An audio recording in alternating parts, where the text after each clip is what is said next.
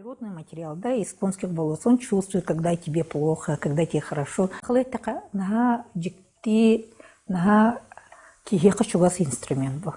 Сахалы болан душа якутская. Искал очень долго этот звук. Именно Русланом Гавшевым найдены те звуки, которые искали мы более 50 лет. Да, он создавал, делал этот инструмент, и ему сны снились. Очень хорошо инструмент звучит перед открытым огнем. Перед камельком Улах начинает петь без остановки.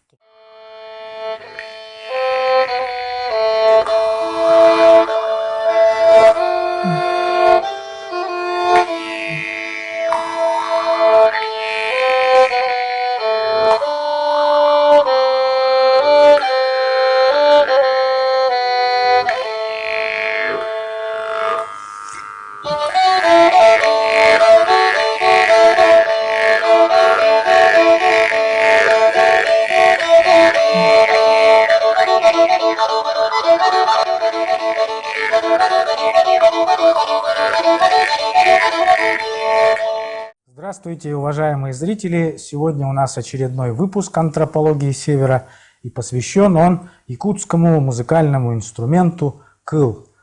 И в гостях у нас сегодня заслуженный артист Республики Саха-Якутия Анна Ивановна Томская. Она руководитель ансамбля «Кыл Саха».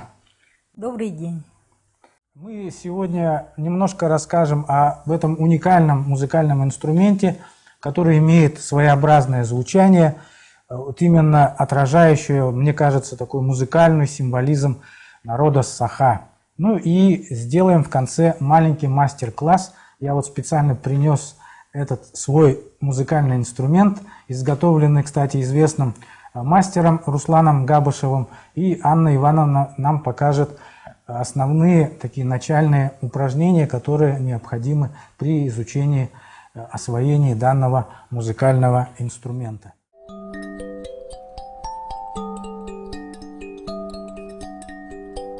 Этот инструмент вообще у нашего народа инструментарий не так богат, как устное народное и песенное творчество. Мы все знаем, что хомус у нас известен во всем мире. Есть у нас бубен шаманский, это ритуальный инструмент. Ударные есть у нас инструменты. Есть инструмент вот крымпа или по старинному названию калыгах. А название калыгах писал Николай Егорович Петров в своем труде «Сахалар саңарар музыкалах булухтах подден». И вот слово как раз калыгах, он говорит, что от слова кылхах, как у Пекарского, да, именно обозначает звуки. А крымпа, вот и наши исследователи, путешественники 18-19 века, Мидендорф, Мак, писали, что и Сарашевский, польский, да, вот этнограф, что инструмент заимствован у русских. С приходом русских взяли и название тоже скрипка, крыпа, крымпа, но есть версия, вообще я сама тоже считаю как музыкант, что мы, так как народ тюркский, у нас все равно свой инструмент струнно-смычковый был, и, наверное, вот этот, скорее всего, калыгах. Вообще ни одного инструмента в раскопках не было найдено, только последние годы, наверное, может, хомус находили, да. И об изучении инструментов начинал изучение Марк Николаевич Жирков, наш первый композитор, основоположник музыкальной культуры. Он написал 14 видов инструментов, и среди них была крымпа. Именно он так и сказал, что крымпа заимствована, скорее всего, у русских. Да. И, вы вот до этого говорили, что именно этот звук дает именно якутский колорит, наш звукоидеал, да, то есть он передает наш калыгах, вот наше якутское своеобразное самобытное интонирование, которое у нас есть уже ноты, чем полутон, да, вот об этом говорили и Марк Николаевич Жирков, и Гран Григорян, основоположник профессиональной композиторской школы якутской, да, и писал об этом и Алексеев Эдуард Ефимович, который этнограф, этномузыкант, который изучал, и именно он обозначил, что есть у нас микрохроматизмы, то есть ноты, которые не отмечаются в нотной грамоте. И вот это все передает и калыгах, и эти ноты, которые уже чем полутон, именно передает наш инструмент калыгах. И, наверное, даже вот это говорит о том, что это наш якутский инструмент. И он поет именно сахалы по-якутски, передает наше пение. На нем можно показать и манеры, стиля нашего пения якутского. Это и джерети, и дегерен. А название кыл. Кыл – это именно инструмент Руслана Габышева, авторский. Он воссоздал кылгах. Кылгах – инструмент, общее название инструмента кылгах-кырымпа. Да.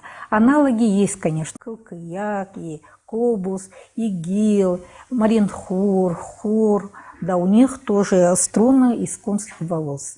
Да. Конечно, у всех манера исполнения чуть-чуть отличается. В этом году выпустила школа игру, методику игры на этом инструменте. И вот как раз я там и подчеркнула, что у нас отличается немножко инструмент этот. А вот вы принесли свой инструмент, я прямо могу показать. Вот у Руслана Габышева инструменты два вида. Вот здесь струны высокие, да, они очень хорошо передают обертона. Обертона – это призвуки, тембральная краска звука, да, которая вот очень хорошо передает пение. И с низкими струнами, которые я держу, да, вот на таких обычно играем в ансамблевой игре, сольной партии, а вот на высоких струнах очень хорошо тоюк и нонюка, вот именно наши эти джерети. Ага. Или да, волонко вообще описание только инструментов. Не описание инструментов, а звуки, например, дюмюртыга, там, кюпсюр, да, крым-палы, кылыгах. Это даже, я считаю, думаю, что это последние, наверное, более поздних волонко, наверное, есть. А именно описание инструмента, да, вот как он звучал, или там, какую конструкция, да, инструмента нигде не описано, нигде не написано. Вот 50-е годы Мартин Клавишевко, когда начала искать, он тоже составил свою работу по описаниям знатоков старины. Да, и вот говорили, был такой инструмент, да, все. То есть такого конкретного, вот этот инструмент так и сохранился, у нас нету.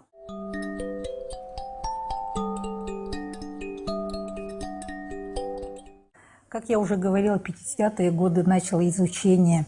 Мартин Клавишерков, он сказал, что мы должны развивать инструментарий нашего народа, и только создав национальный оркестр, у нас получатся хорошие инструменты. И он сказал, что реконструктировать можем мы и с помощью на аналогах, на образцах инструментов братских народов.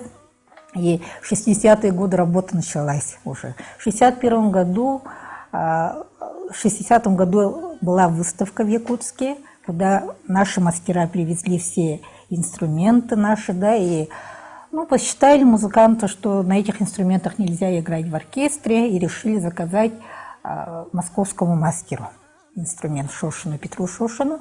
Инструмент получился, он более такой академический, там инструменты, из 24 инструментов было, тогда еще инструменты, названия даже поменяли, серге, чорон, инденцев. И в 61 году впервые прозвучал якутский, в 63 году, 21 марта, зазвучал первый оркестр в стенах музыкального училища. В 1967 году потом еще заказали бурятскому мастеру Дугарову. Эти инструменты шошинские, дугаровские, такого широкого распространения, одобрения среди населения не получили, так как, сахала ранежно мы умеем, да, вот, что это не наши, да, хотя мы умеем быстро обякутивать вот это, и то, что нам нравится, да, но хотя тогда они посчитали, что это не действительно там не дают такой тембр якутский, колорита нету, да, но тем не менее эти инструменты дали большой толчок в развитии нашего инструментария и начали создавать инструменты оркестра наши уже мастера. С 60-х годов началась кропотливая работа по развитию инструментария, создание именно якутских произведений, да, репертуара, чтобы исполнялись, и, конечно, по усовершенствованию исполнительства на этих инструментах. И в 1993 году был создан первый профессиональный оркестр национальных инструментов при Национальном театре танца, где я работаю с первых лет. И в оркестре в этом все якутские инструменты известные, в то время. Но я еще не сказала, что в 60-е годы, чтобы звучал оркестр, появились инструменты такие, таңсыр. Вообще таңсыр деген инструмент был дилер. Таңсыян ойнулдар деген, тоже Александр Иванович Чахов писал об этом, да. И таңсыр, кылыгах, кылыгах — это якутская балалайка. Ну, то есть, чтобы оркестр звучал, сделали по образцу народных оркестров России. И кырымпа, конечно, это основной инструмент наш. Потом мы все знаем, что Клавдия и Герман Котлаев очень много делают для развития инструмента, да, и исполнительства на нем. И в 2013 году мы познакомились с Русланом Габышевым. До этого наш дирижер Николай Павлович Петров, руководитель. Но мы и музыканты, энтузиасты, мы всегда искали инструменты, чтобы звучало именно сахалы. Да, давал такой якутский звук, тембрально подходил нашему голосу. И мы узнали, что появился такой мастер Руслан Габышев. Я с ним лично сама познакомилась на концерте Сарына. Сарын тогда пригласил несколько музыкантов, и мне сразу звучание инструмента Руслана Габышева очень понравилось. Я сама музыкант с высшим образованием, играю на домре, то есть у меня инструмент струнно-щипковый. Этот инструмент струнно-смычковый.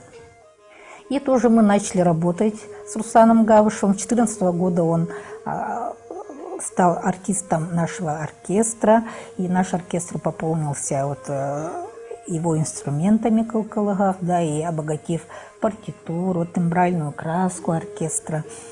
И в 2014 году состоялся наш первое выступление нашего ансамбля. Это как раз был наш сольный концерт с Афанасием, с мужем, творческий концерт. Мы впервые тогда вывели инструмент на сцену. В том году выиграли грант Министерства культуры, на средства которого были изготовлены эти инструменты. То есть Руслан Прокопьевич стал работать с Александром Чаховым, который всю жизнь тоже работал над якутским инструментарием. Он и писал, собирал, исследовал, и сам, конечно, изготавливал. И Александр Чахов дал очень высокую оценку инструментам Руслана Габышева, сказав, что именно Русланом Габышевым найдены те звуки, которые искали мы более 50 лет. Это очень высокая оценка.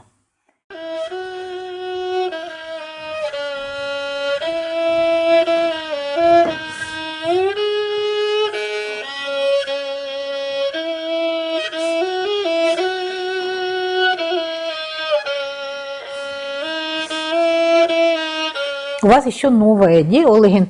А когда вы будете играть много, она уже еще будет очень так.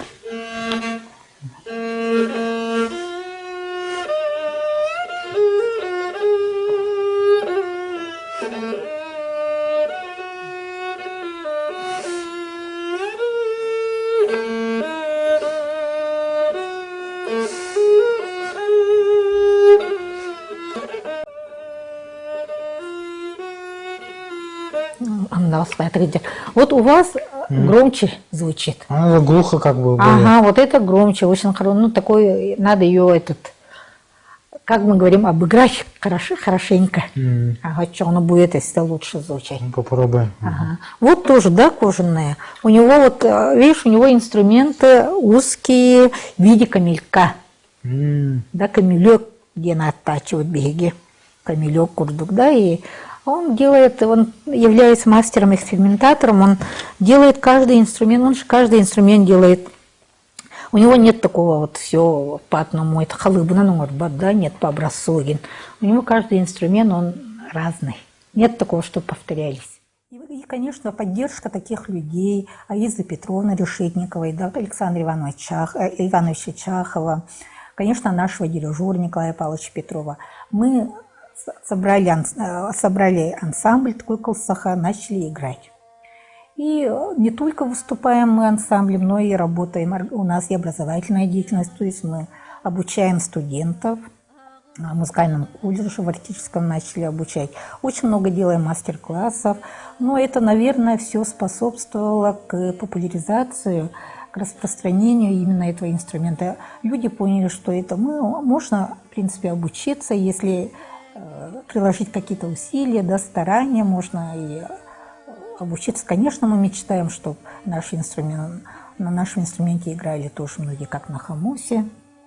И так и будет, я думаю, я считаю, что так и будет, потому что это очень, очень близок к нашему народу.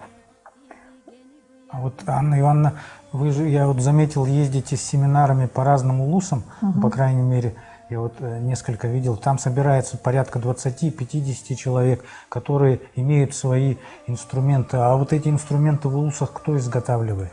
Ага. Инструменты, в первые годы мы ездили со своими инструментами, потом уже, ну, как бы требования сейчас, чтобы были у всех свои инструменты, да, чтобы мы не возили, не давали свои. Инструменты сейчас, так же, как и исполнительство, изготовление инструментов тоже очень стало популярно. Это нас очень радует. Появился, смотря на Руслана Габушева, да, Руслан Габушев, он делится своим опытом. Мы ездили вначале в Сунтары, он очень хорошо там провел мастер-класс, показал. Сунтарские мастера были очень рады, удивлены, что Руслан Прокопьевич делится своим опытом, показывает свой этот, да, мастер-класс тоже дает. Да, во всех улусах сейчас есть у нас мастера. Да, вот в Намском улусе очень хорошо работает молодой мастер Андрей Осипов. Да, он преподает в Намском педколледже. У него прямо там и студенты изготавливали инструменты. Его инструменты очень хорошо звучат, на нем сейчас многие играют. Также там Руслан Захаров тоже работает, мастер, тоже он делает тоже калгах. Да. Есть, конечно, Руслан Габушев, он наш главный мастер. Все вокруг него собираются, как бы смотрят на его инструменты, потому что да, до этого, до появления Руслана Габушева, многие же тоже делали инструменты музыкальные, но как-то то струны там не получались, из конских болот плохо звучат, говорили, что звук не дают. Но по нашему смотрению, наверное, Руслан, он именно вот нашел сам там, так как он является сам лучшим исполнителем сейчас, да, в Якутии, он находит, именно практикуя звук, играя. Если мастера обычно делают, ну, по образцу, там у них есть, должны делать так, да, немножко звука, 1-2 звука только дают, то Руслан полностью сам, если обыграет, инструмент все звучит, он только начинает, ну, как бы делать, доделывать, да, доводит до совершенства инструмент. А в Мигино-Кангласском также у нас Пчинянов Дмитрий работает, в Татинском есть, да, в Усалданском появляются мастера, Василий Тимофеев делает сейчас, в Амгинском. То есть сейчас у нас появляются мастера, и мы тоже их вокруг себя собираем. Мы тоже как бы все работаем вместе, потому что мастер без музыканта не может работать, а музыкант без музыковеда. Как бы мы все, да, этнографы, все мы должны работать сообща, вместе. Как бы, да, и тогда выходит работа. Вот у нас образовательная деятельность, я говорю, также у нас есть научная деятельность. Мы написали в 2018 году концепцию, и мы сейчас работаем именно по этой концепции. У нас все по полочкам, как мы должны, там концертная деятельность, образовательная, научная, да, вот туда все входит. И также в этом году издали методику игры на этом инструменте, то есть впервые в Якутии издана методика на инструменте стоновой организации. До этого школа игры на хомусе была, теперь вот первую часть школы издали, как уже сборник вышел. И работаем именно по этому сборнику. И это все, конечно, способствует популяризации исполнительства, изготовления на инструмента кылгах Крымпа.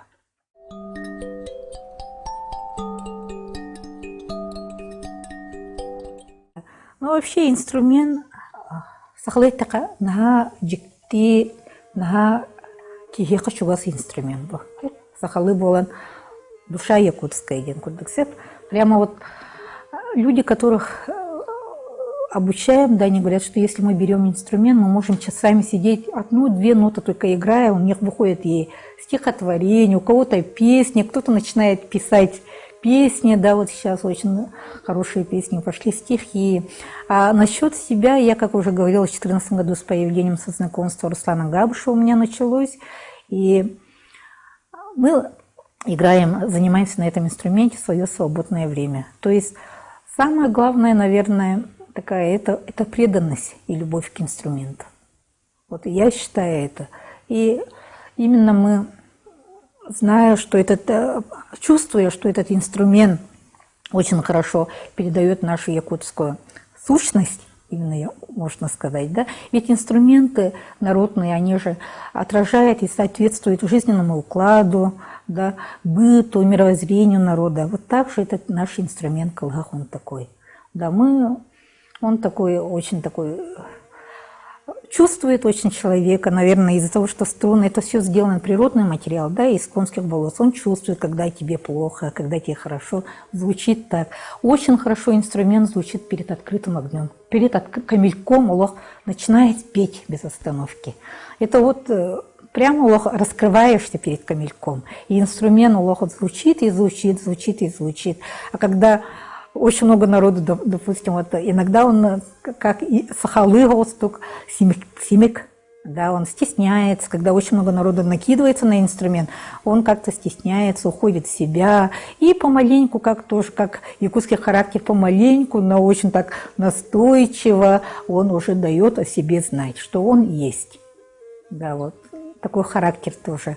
А в мистическом, наверное, вы читали, что Руслан Гавш, когда он создавал, делал этот инструмент, ему сны снились, да, очень такие, он уже искал очень долго этот звук именно, у него выходило, ну, как мы говорим, как плохая скрипка звучала, или как там это, да, а мы же хотим передать не звучание скрипки инструментом, да, а именно человеческий голос, сахалы, да, пение. И он искал этот звук, и он говорит, я ночами сидел, у меня струны там рвались, инструмент там что-то делал. И говорит, и мне как будто сплю, и сны снятся. Вот звук этот идет, и он таким образом нашел инструмент. А по себе я уже сказала, что инструмент, да, он как живое существо. Вообще для музыкантов музыкальный инструмент – это живой организм, да, он тоже чувствует тебя. Он чувствует твою температуру, да, вот тело, да, даже ты не знаешь, что у тебя что-то там, это уже инструмент дает это, потому что, ну, это натуральный, каждый. Вообще кыл, да, вот конский волос, я считаю, что должен играть на этом инструменте. У каждого исполнителя должен быть свой инструмент. Если другой человек возьмет со своей температурой, там, влажностью тела, да, допустим, у него уже инструмент, он немножко меняется. Поэтому мы стараемся свои инструменты не давать другим. Да.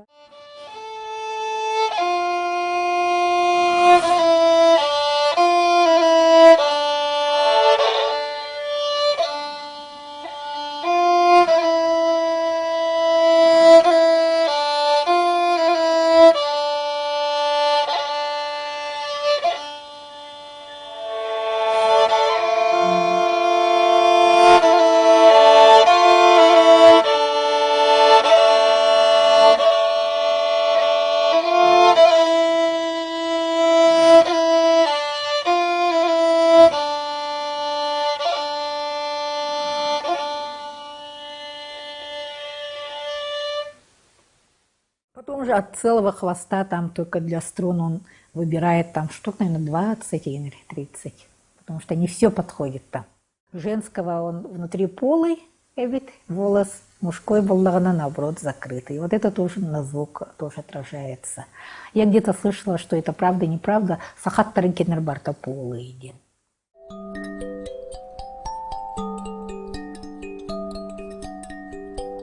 Вот я взяла ваш инструмент. Конечно, прежде чем играть, мы настраиваем инструмент.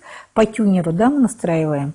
Сейчас тюнеры продаются. Ага, на частоте 440 Гц надо настроить. У вас сейчас 431. Доводим до 440. Ага. И обязательно у вас должно стоять или хроматизм, или С. Это у нас нота до. И начинаем играть. Конечно, вначале нужно канифолию намазать чачер, да, наш этот смычок. Ага, канифоль вот обычно Руслан делает на корпусе инструмента, чтобы с собой не таскать. Обычно в торопях мы всегда разбиваем. Дека у вас из кожи он сделал. Да, немножко подсел, да, вот ее потом можно намочить немножко, да, все снять, намочить и опять подсушить. Ага, этот кожа очень от влажности влияет. Так, у нас тут сейчас до диез стоит, скорее всего. Вот Руслан написал, здесь у вас Д, то есть ре струна, а здесь А, ля. То есть у вас тут строй квартовый. Ага. Осторожно начинаем крутить колок. Если он не крутится, надо это вытащить и заново. Потому что можно ее... Вот доводим до Д.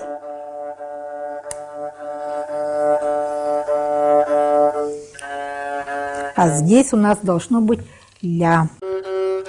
Вот здесь немножко осталось до ля. Да.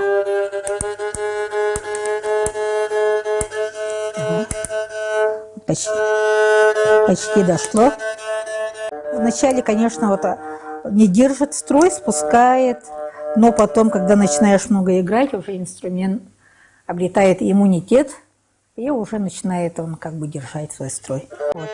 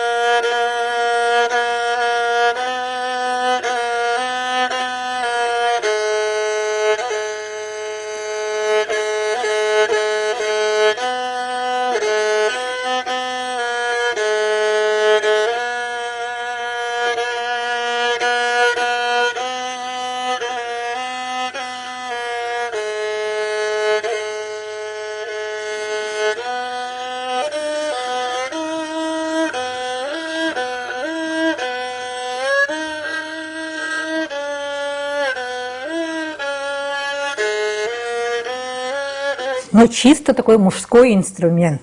Он такой тугой, для моих пальцев вот вам подойдет. Он немножко, надо мне усилий делать.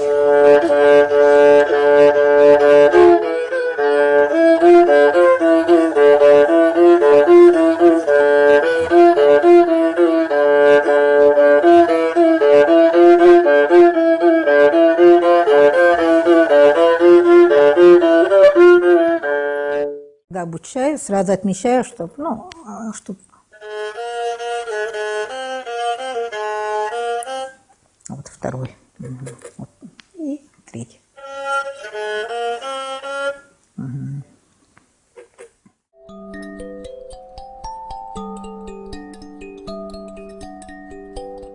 Конечно, мы сразу знакомимся со строением инструмента, из чего он состоит, да, корпус, гриф, колки, струны, две струны, подставка, дека, да, вот у нас, ну, вот это вот такая вкратце, если так сказать, да, и, конечно, посадка исполнителя и положение инструмента.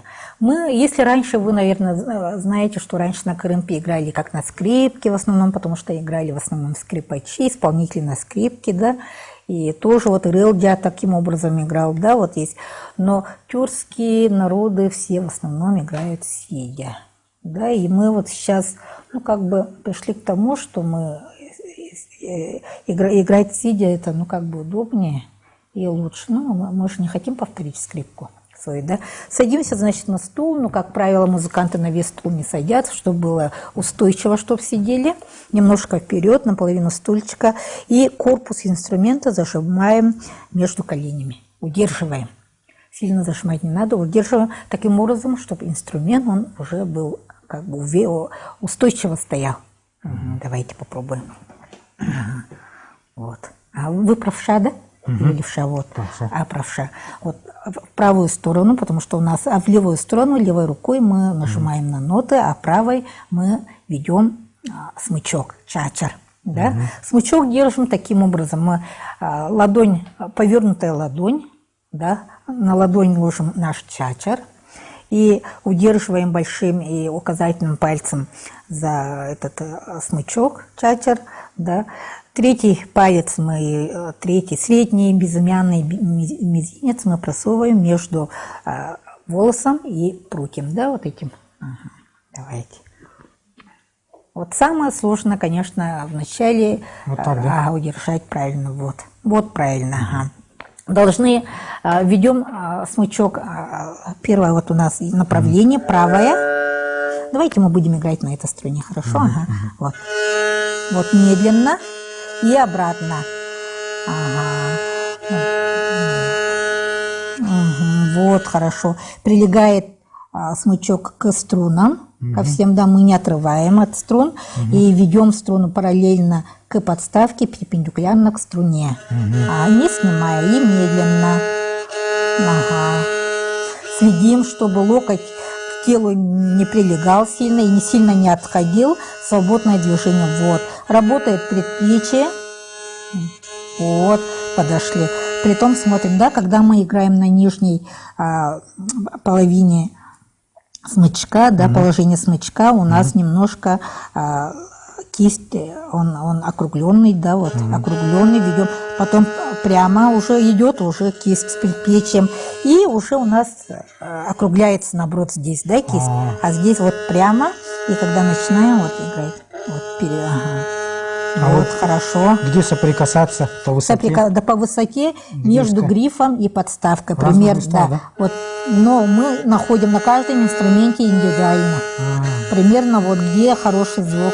Вот. Если мы сильно нажимаем, уже скрип идет, да? Если не нажимаем, то звук у нас пропускается. То есть мы должны научиться. И вот самое, как бы много времени даем мы именно работе над введением чачера. Вот у нас постановка правой руки. Рука свободная. Вот, и стараемся медленно. Чем медленнее играем, ровнее, тем быстрее научимся играть. Потому что это очень сложно. Первое время. Плечи не поднимаем, не опускаем, прямо сидим.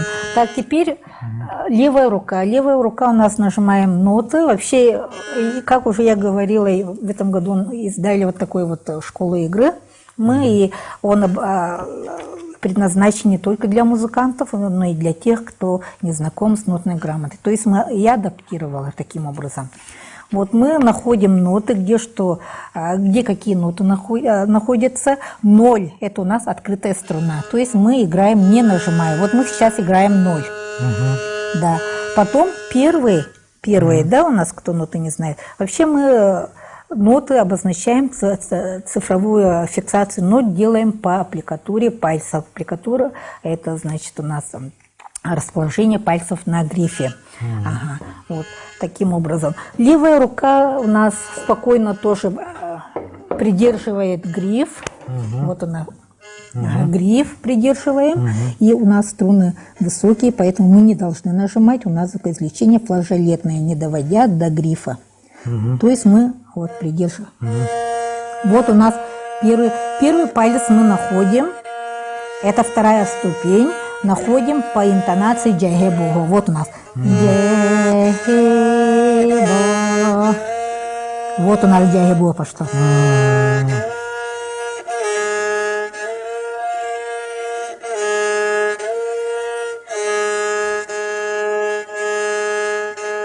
Вот у нас джагебуго. Вот у нас, допустим, вот здесь у нас все. Вот не сверху, а вот сбоку немного. Вот да, у вас как раз немножко сбоку, потому что он сильно тугой. Вот у нас, да, вот, допустим, дерети, тут написано 0101, ляси, да, 01, 00. Это у нас мы играем без колыгаха, то есть без нашего этого украшения. Да, мелизматики, без этого. Это просто. А если мы добавим клах?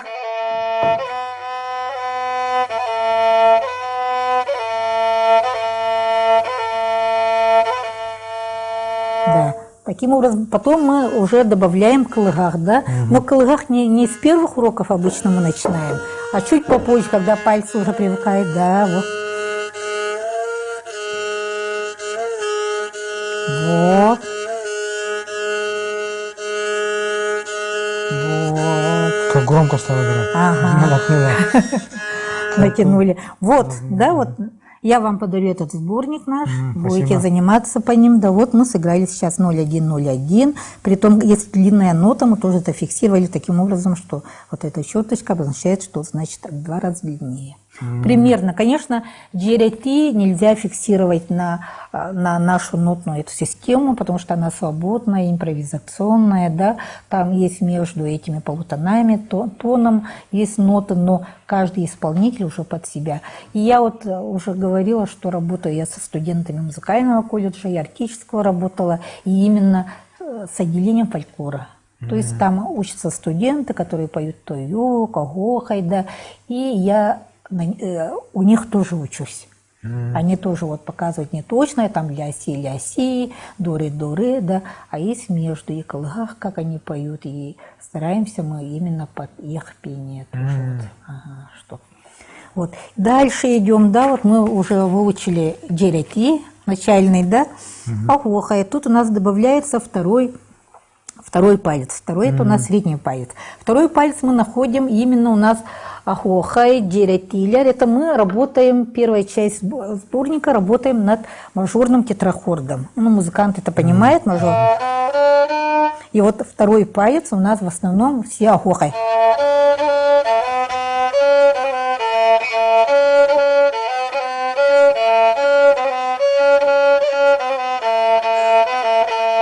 То есть второй палец на агохай. Или же я еще говорю, что есть песня, всем знакомые песни я включила народные, чтобы по слуху люди, которые не знакомы с нотной грамотой, они тоже находили. Сарсырда сагаргада, сас бола.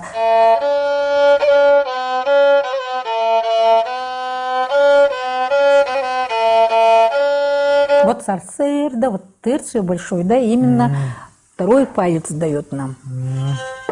Вот сейчас... Ага, вот второй, да, ну-ка, вот, сарсерда, вот. И вот есть у нас, да, сарсер 0-2-2, дальше можно уже выучить, как вы находите. Это агохай у нас, да, давайте попробуем агохай. Ага, давайте вы, вот цифры смотрим, 0. 1, ага, 1, 0, 0, 1, 0, 1. А вот это, под это Да, мы пока играем, все сверху написано П, это у нас это штриховые обозначения, да, у нас идут направление смычка, у нас вот направо, налево, все написано. Вот когда мы обучаем, тоже это сразу начинаем. Ага. Вот. То есть вы уже можете сейчас, смотря на эти ноты, уже вот играть агохай, да, дальше каталактари идут, да, вот. То есть именно адаптировала таким образом, что люди, которые даже не знакомы с нотной грамотой, они могли обучаться. И, ну, это все для очень популяризации, для пропаганды наших инструментов, да, чтобы люди играли. Потому что многие хотят, но многие боятся, что думают, что там ноты, там музыканты только могут. И, ну, вначале первая наша цель, чтобы обучить таким образом, и потом дальше эти исполнители должны уже по слуху подбирать на слух. Третий палец. Вот, третий, вот третий дальше идет, да, рядом. Вот. Вот, да. Что-то он хриплый совсем, да? Еще немножко. А потому что надо много играть, потому что канифоли недостаточно, да. Приходит со временем. Потом от природы, от погоды же тоже зависит. Вот моя, например, немножко сегодня хрипела. Вот.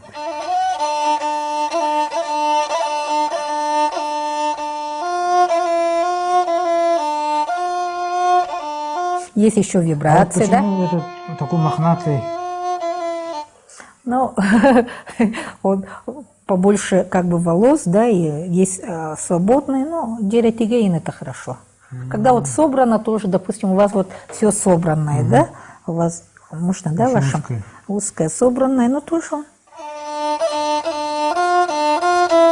Ну, таким смычком, обычно сильно натянутым, да, и можно хорошо играть быстро.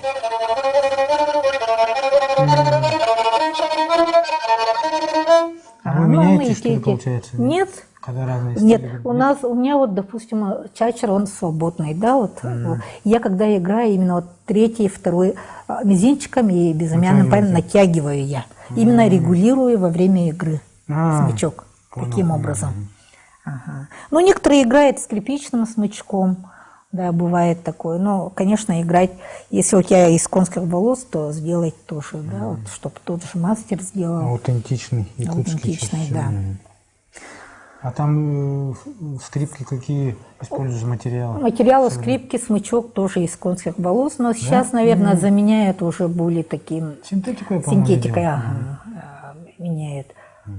Ну, многие вот нам тоже говорят, почему он такой капризный материал, конские волосы, да, вот струны, почему не меняете? Он, допустим, мы на сцене сидим и настраиваем инструмент, да, он спускает тон или наоборот поднимает от жары, да, бывает такое, что не такой устойчивый, да, но именно он передает именно якутское звучание. Сахаларга, допустим, если даже так подумать, да, металлические до сих пор же нет у нас такой технологии делать струну, ну, если металлическую железную, да, как струну делать, или есть? Нет же такой технологии. Делали из кыл, из тухтан, иниртен, делали, да? Ну, я сама так думаю. Именно вот металлический струн, он как бы, ну, звучит как, ну, не совсем, скажем так, он не совсем по-якутски звучит. И тоже говорят, почему не меняете на синтетику, на эту, да, струну, чтобы и громко звучало, и это, ну, не передает именно якутское звучание. Это интересно. Да. Вот в Японии они делают уже ударные инструменты свои, да, у них покрывает кожей, но там не кожа, у них технологии очень высокие, да, технические, и они под кожу уже стали делать. Может, когда-нибудь у нас тоже мы найдем, но мы пока не собираемся менять и не думаем даже менять свои струны, потому что именно эти струны передают наше звучание. Если мы захотим на металлическом, то можем на скрипке играть, да, ну как бы, да, вот на таком инструменте. И потом цель не ставим играть на этом инструменте, там, классическое произведение. Самое главное, мы должны играть на нем именно свое якутское, чтобы оно звучало. Отлично. Ну, спасибо, Анна Ивановна, нам за импровизированный мастер-класс.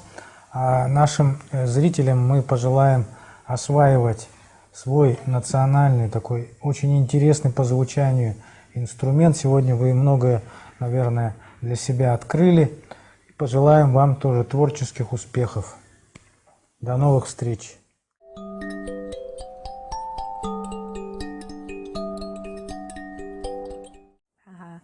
Еще интересный такой мы ездили в 2017 году на дни Якутска в Стамбул и брали свои инструменты национального оркестра, то есть я играю на тангсыре, Афанасий на баяне, там, да, вот, брали и кыл тоже взяли свою. Играли, значит, мы там при слушателях и меняли инструменты. Играем, значит, свое там на тангсыре, на баяне, ну, такое композитора произведения. Да потом меняем инструмент, начинаем играть джерейти, агоха на свое, и люди прибегают. Ну, то есть у них, наверное, тоже есть на генном уровне тоже вот эти аутентичные звучания таких инструментов. И им было очень интересно, что турки, да, вот им было очень интересно, что на струне кыл, да, такое звучание, вот такой интерес. И первая наша поездка, ансамбль был образован, как я уже сказала, с 2014 года мы считаем, но первый концерт мы дали в 2016 году, первый сольный концерт, это впервые весь концерт звучал инструмент со струнами из конских волос, там и олонхо было, там и танцы, и песни. Мы дружим со всеми этноисполнителями, дружим с композиторами, авторами музыки, да. И в том же году, в 2017 году, вернее, через год, мы поехали на первый наш конкурс. Нас, конечно, очень поддержало Министерство нашей родной культуры. И этот «Мир Сибири». Это конкурс-фестиваль этномузыкантов. И впервые они были удивлены, что, оказывается, в Якутии есть такие инструменты. В основном туда приезжали с хомусами. И мы завоевали первую премию лауреатами стали, получив премию мира по этномузыке. Ну, то есть этот инструмент, он вызывает интерес везде, где бы мы ни были. Сейчас пишут для инструмента и у нас и балеты, в балетах мы играем в спектаклях, да, не говоря уже о драматических спектаклях. Олонхо театр очень хорошо использует эти инструменты. Ну и в нашем театре, Национальном театре танцев, в прошлом году была премьера спектакля «Карасагыл» по Сергею Звереву. Музыку писал наш композитор Николай Михеев. И впервые именно партитуры были включены наши инструменты. Сейчас тоже мы работаем над новым спектаклем «Халджая». Музыку пишет наш коллега, музыкант Егор Федотов. И там тоже вся партитура, во все партитуры включены наши инструменты. То есть наш инструмент, он и профессиональную сферу очень так уверенно шагает, да, показывая, доказывая, что может звучать.